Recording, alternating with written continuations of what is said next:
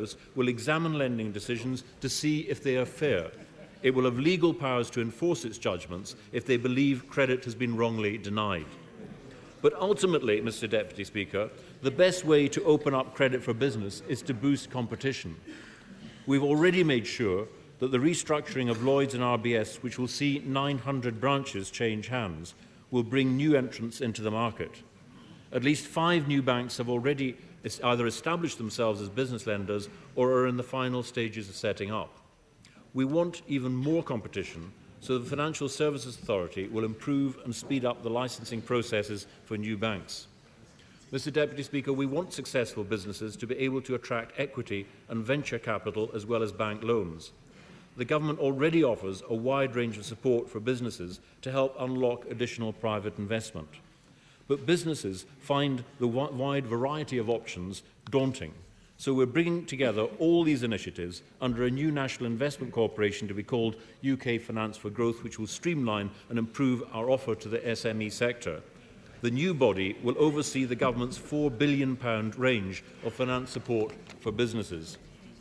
This will also include a new growth capital fund, which will have a specific role in providing fast-growing companies the private capital that they need.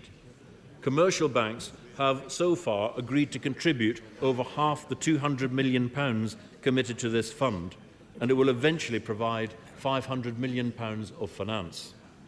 In addition, in this budget, I'm taking forward a range of proposals to help larger firms to access non-bank sources of lending. Small businesses throughout the country count central government as one of their key clients, and building on the recommendations of the Glover Review, I will increase by 15% the proportion of central government contracts that go to small and medium-sized firms. This could mean new businesses worth an extra £3 billion from central government alone and up to £15 billion across the wider public sector. In addition, Mr. Deputy Speaker, we're taking steps to speed up payments to businesses from government departments so that 80% of invoices will be paid within 5 days.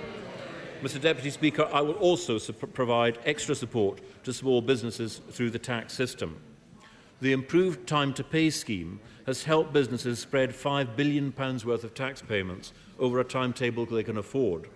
Between them, these businesses employ over 1.4 million people, and the extra time has also helped businesses pay more of the tax they owe. This double benefit has convinced me the scheme should be extended for the whole of the next Parliament. On top of giving small businesses more time to pay taxes, I want to reduce their taxes and to help them invest and expand. First, business rates are a fixed cost from the moment a company moves into their premises. The Federation of Small Businesses say this is the 3rd biggest cost after salaries and rents. So to help fledgling businesses set up, as well as existing ones, I've decided to cut business rates for 1 year from October. This means a tax reduction for over 500,000 small businesses in England, 345,000 of which will pay no business rates at all. That includes 90,000 industrial premises, 60,000 offices and almost 100,000 shops. Second, I'm determined to make sure the tax system does not hold back decisions to invest during the economic recovery. Scrapping investment allowances, as some have proposed, in order to pay for an overall rate of corporation tax makes no sense at all. It would mean, for example, that manufacturers and many smaller companies would see their tax bills increase, whereas banks would get a windfall profit. So instead, I want to help small businesses expand by doubling the annual investment allowance to £100,000. As a result, 99% of businesses will be able to deduct in the first year from their taxable profits all investments in plant and machinery. Third, I'm also going to make it more attractive for wealth creators and innovators to set up their own businesses. And to do that, I'm doubling the entrepreneurs' relief for capital gains tax. At the moment, the first £1 million of lifetime gains are taxed at a lower rate of 10% rather than the main rate of 18%. And this threshold will now increase to £2 million, enabling entrepreneurs to benefit more from their effort and their investment. And I can also confirm today that I'm not increasing the main rate of capital gains tax. Mr. Deputy Speaker, better access to finance improved procurement, lower taxes and more time to pay. This is benefiting hundreds of thousands of small businesses, providing the backbone of future economic growth and jobs. Mr. Deputy Speaker, investment in both traditional and new infrastructure is also vital if our economy is to grow and our businesses are to succeed.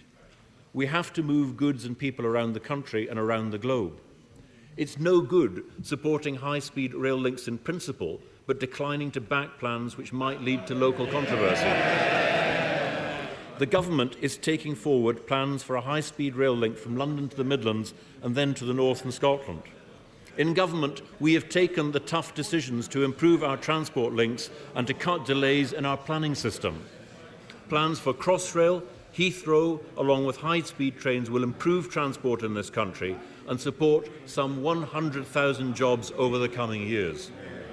Roads, of course, are an essential part of our transport network.